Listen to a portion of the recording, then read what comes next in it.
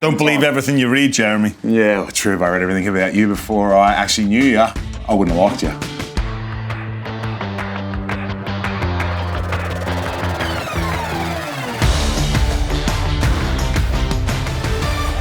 Coach of the Year contender.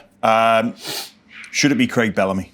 My argument is yes. I feel like year on year, he somehow squeezes the best out of these players. And this year, there's been another turnover of players. Pure coaching, it has to be Cam Ciraldo. It has to be with the level of discipline. You watch that Bulldogs team closely, you see that the players are playing well above themselves.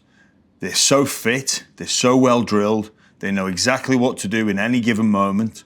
Nobody, apart from me, had the Dogs in the top 8 this year. Nobody gave them a chance. They looked at that roster and arguably rightly so, just went, they're not playing finals. In fact, one of the favourites for the wooden spoon. And he has completely turned them around. He got rid of some players that didn't want to be there. He knew the personalities he was looking for. And for me, with what Cam Ciraldo has achieved in 2 years at the helm, but this season specifically, he doesn't have a Munster. He doesn't have a Jerome Hughes. He doesn't have a Harry Grant. He doesn't have a Pappenhausen. You could argue anyone could coach those guys. They coach themselves. 3 players you just mentioned there have been missing for large parts of the season. So, okay, yeah, if they're in the team every single week, maybe there is a greater expectation for them boys to be minor premiers. But they haven't. They've been in and out all season. They've been injured.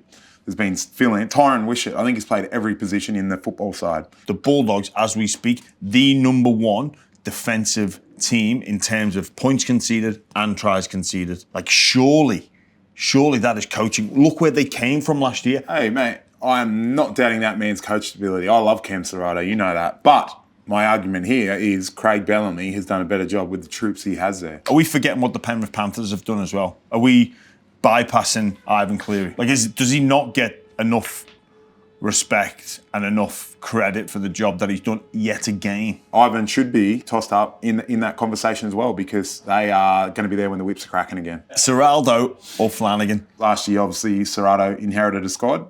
He now has his squad, and they're doing well. Flano's inherited a squad, but he's probably done better than Ciro in his first year with the Bulldogs. And I'm a big fan of Ciro as well, but not in this coffee. And we're looking like we're going to make the 8. So I think Flanagan's coming in and done a better job.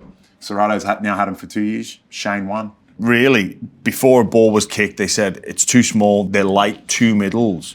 They've signed too many utilities. But for me, coaching is about working with what you've got. If we beat you in week 1 of the finals, we're going to have a more successful season than you. So, okay, across the 27 rounds, it's looking like, yeah, Bulldogs have had maybe a more consistent season, but Shane has brought this team up from where they were last year, given them a lot more of a harder edge, and come week 1 of the finals, mate, we can have this coffee again. Should we have a bet on it right now? I'll go Bulldogs to win, you go Dragons to win, and let's not even just do coffee, let's go the winner gets a free breakfast and a coffee. Mate, we're on.